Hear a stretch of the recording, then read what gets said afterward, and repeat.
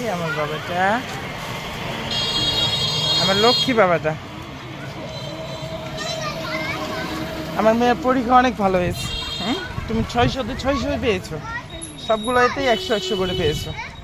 হুম, হ্যাঁ, তোমার এক এক মার্কও কাটা যায় নাই, বুঝছো? অনেক ভালো রেজাল্ট হয়েছে।